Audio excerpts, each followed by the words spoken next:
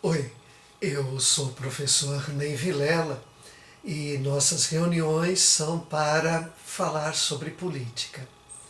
Após as 3 primeiras reuniões em que a gente deu uma visão geral de política, essa, a 4ª reunião, é a primeira em que a gente vai falar especificamente do Brasil.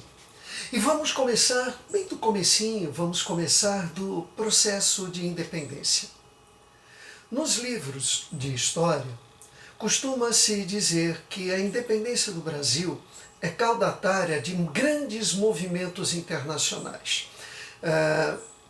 A independência do Brasil ocorreu porque, com a Revolução Industrial, segundo essas visões que a gente encontra nos livros, a Revolução Industrial fez com que a Inglaterra, por exemplo, em busca de mercados consumidores, ficasse interessada em retirar o domínio colonial português sobre o Brasil, para ter maior possibilidade de fazer negócios no Brasil.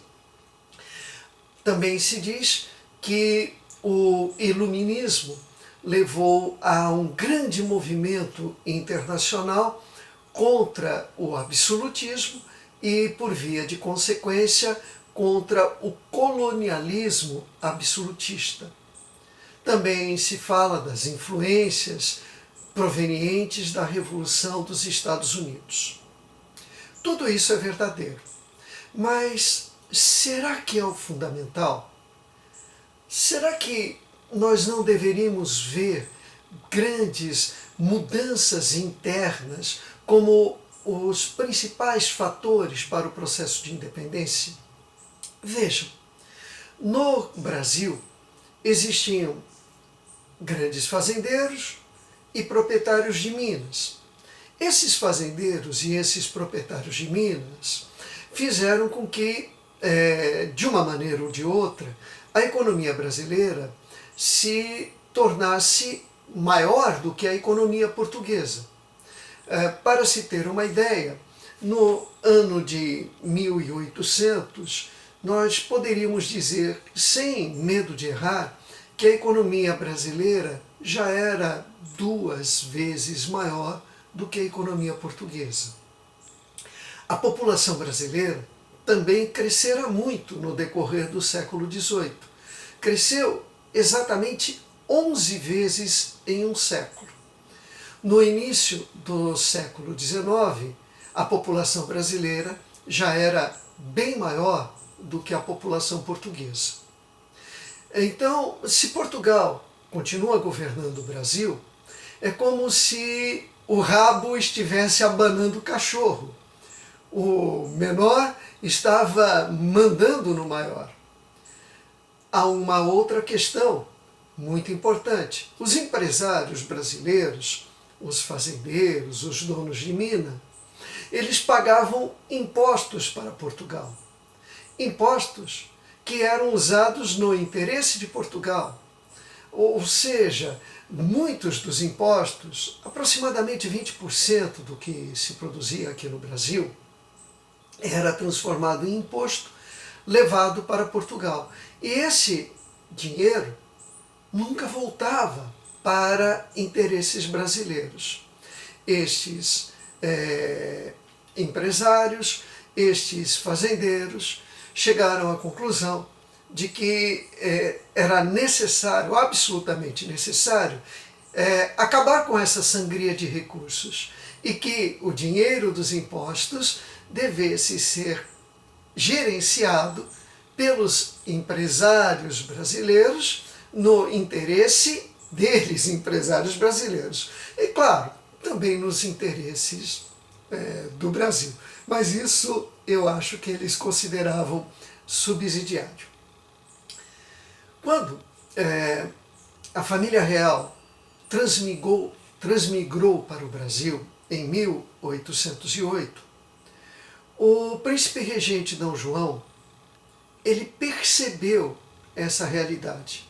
Ele percebeu que seria inviável manter o domínio colonial português, pelo menos do jeito que isso ocorria em período anterior. Dom João acabou elevando o Brasil à categoria de Reino Unido e deu um espaço político para os interesses dos grandes empresários brasileiros.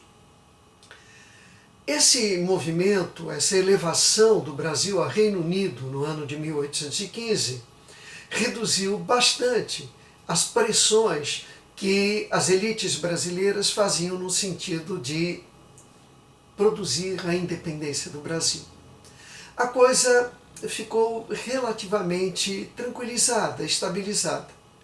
Porém, em 1820, ocorre em Portugal a chamada Revolução Liberal do Porto.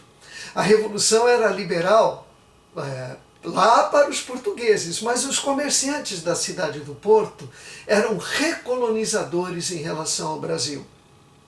Exigiam que o Brasil voltasse à situação de colônia e exigiam que Dom João retornasse a Portugal. Dom João, agora já Dom João VI, ele percebeu que se não retornasse a Portugal, perderia o trono português. Mas ele também notou que aquela política recolonizadora da Revolução do Porto iria provocar, sem dúvida nenhuma, uma reação dos elementos da elite brasileira e a consequente proclamação da independência. Por isso, Dom João, ao sair do Brasil, dá a D. Pedro de Alcântara o título de príncipe regente aqui no Brasil. E ao ir embora, D. João falou para D. Pedro: meu filho, se o Brasil há de se tornar independente, que o seja pela sua mão, que me ama e me respeita, e não pela mão de uns aventureiros. D. João sabia que a independência iria ocorrer e por isso aconselhou D. Pedro a proclamar a independência. D. João era um político esperto. D. Pedro não era tão esperto assim. De qualquer maneira, todas as pressões da elite, toda a situação de confronto com a Revolução Liberal do Porto acabou redundando na independência do Brasil. D. Pedro torna-se imperador. Ele vai ser o D. Pedro I. Agora, o D. Pedro, ele não deu espaço para as elites brasileiras participarem do poder político. Em 1823, um ano após a independência, D. Pedro já alertou as cortes constituintes que vocês façam uma constituição digna do Brasil e de mim. Ou seja, D. Pedro, filho, neto, bisneto, tetraneto de reis absolutistas, queria ser rei absolutista no Brasil. Já estava meio fora de época, o iluminismo já existia. Nós tivemos as grandes revoluções europeias, nós tivemos a independência dos Estados Unidos. E nós temos, aqui no Brasil, uma elite consciente dos seus interesses e que exigia participação política. A Constituição, feita em 1824, não pelas cortes constituintes que foram fechadas por D. Pedro, mas uma Constituição outorgada, ela já nasce velha, ela já nasce absolutista, numa época em que isso não funcionava.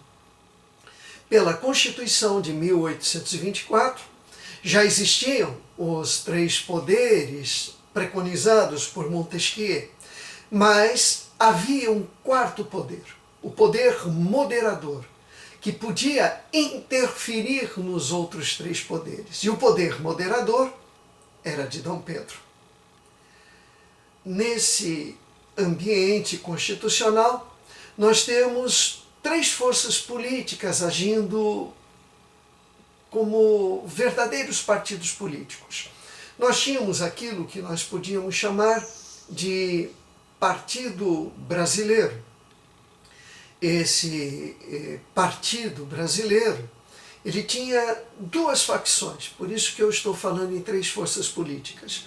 Nós temos um grupo de grandes fazendeiros que quer modernização política, mas não tanta modernização econômica. Esses fazendeiros querem manter a escravidão, aceitam até uma monarquia constitucional, não exigem uma proclamação da República, mas eles querem o espaço deles na participação política. Nós temos uma outra facção no Partido Brasileiro, que é a dos profissionais liberais, dos jornalistas, dos professores. Esse grupo é republicano, é abolicionista, tem ideias muito modernas, mas ainda não tem a força econômica necessária para fazer valer os seus interesses e as suas visões de mundo. E temos também um partido português, o dos comerciantes de origem lusitana, que estão saudosos daquela época em que o pacto colonial fazia com que eles, comerciantes lusitanos, tivessem grandes vantagens econômicas. D. Pedro, à medida em que os anos passam, se sustenta cada vez mais no apoio dos comerciantes portugueses. Mas a grande onda de pensamento, a grande força econômica dos brasileiros de elite faz com que D. Pedro tenha cada vez mais dificuldades para governar. Esta situação chega ao paroxismo em 1830. Há um determinado momento em que D. Pedro I percebe que a possibilidade dele sofrer um golpe republicano é bastante grande. Para entregar os anéis e não perder os dedos, D. Pedro decide abdicar, vai para Portugal lutar pelo trono português, que era questionado pelo irmão mais novo, o Dom Miguel. Aqui no Brasil, as elites brasileiras vencem. E assim nós vamos ter um período regencial, uma vez que o herdeiro legítimo de D. Pedro I, D. Pedro de Alcântara II, ele ainda estava com 4 para 5 anos de idade. Muito bem, nós temos o período regencial, período em que as elites chegam ao poder, mas não estão unificadas. Grupos do Rio de Janeiro, Minas Gerais e São Paulo disputam avidamente o poder político para se assenhorar dos recursos do Estado nos seus próprios interesses. Ao mesmo tempo que existe um movimento daqueles profissionais liberais, daqueles jornalistas, daqueles professores, no sentido de radicalizar rumo à República. Esse momento de grande agitação política redundará em revoltas regenciais no período principalmente de 1835 a 1840.